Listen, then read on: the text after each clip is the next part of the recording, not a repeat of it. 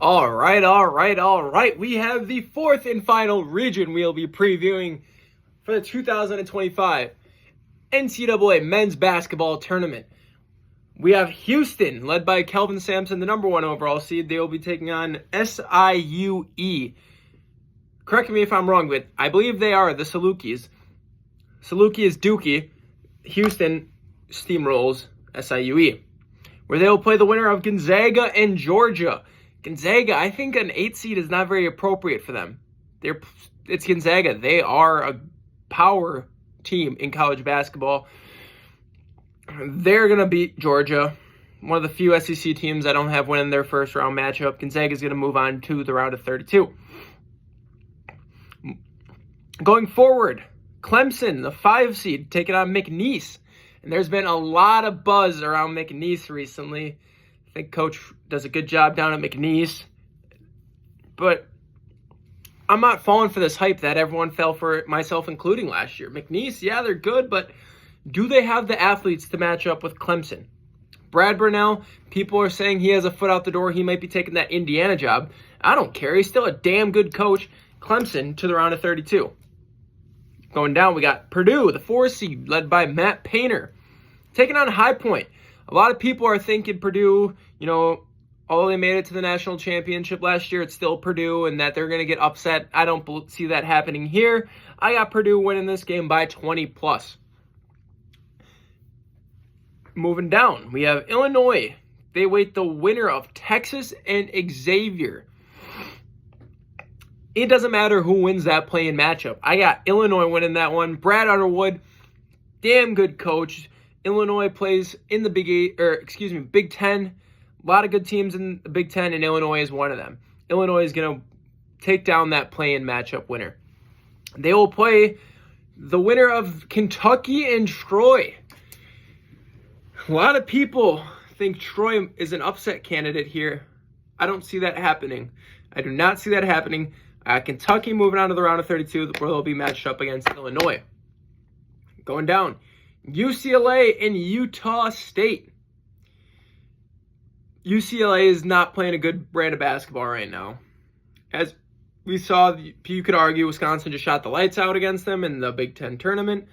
But I'm not very high on UCLA at this moment. I got Utah State with the upset in that 10-7 matchup. And they will play Tennessee and Wofford. Tennessee and Wofford here. Rick Barnes, another one of those good coaches. He's one of those coaches that you just really respect. He's like an Izzo, a Pitino. Although he's not in that upper echelon like Izzo and Pitino, still a damn good coach. I got Tennessee in this one. All right. Moving on to the round of 32. Let's go back up top. We have Houston and Gonzaga. Although I'm very high on Gonzaga this year, I'm also high on Houston.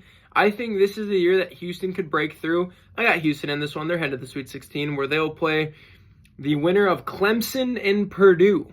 Clemson and Purdue, like I said earlier, Brad Burnell, he might have a foot out the door, but they still have good assistant coaches. They got Dick Bender on staff. Dick Bender, if Brad Burnell were to have like Ebola or something, Dick Bender could step up and coach this team to an Elite Eight. I think it's possible.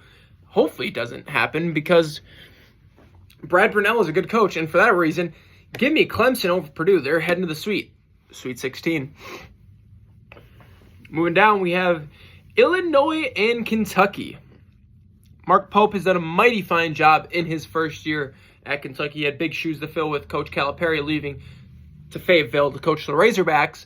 I have Illinois winning this one. Terrence Shannon Jr. isn't walking through that door, but guess what? There is still a lot of talent on that Illinois team. They are going to move on to the Sweet 16, where they'll face the winner of Utah State and Tennessee. Utah State coming off that UCLA upset. They're not going to make it much longer. Call it chalk. Call it what you want. Tennessee beats Utah State, and they'll play Illinois in the Sweet 16. All right, Houston and Clemson, like I said earlier, Kelvin Sampson, damn good coach. Spells his name weird. I don't really like it, but that doesn't matter because guess what? The man wins ball games. Houston moving on to the Elite Eight, where they'll play the winner of Illinois and Tennessee. Illinois, they play good defense, fundamental. I got that big man whose last name I cannot pronounce, and I do not want to embarrass myself trying to pronounce that. Illinois to the Elite Eight, where they'll take on Houston, and Houston will move on to the Final Four. So to recap, the winner of the South region, Michigan State University. The winner of the West region, St. John's University. The winner of the East region, Alabama, Roll Tide. And the winner of the Midwest region, the Houston Cougars. Thank you all for watching another year of BracketCalogy. Hope you enjoyed. Like, comment, and subscribe. Do what you got to do. And we will hopefully see you all next year for the 2026 rendition of BracketCalogy.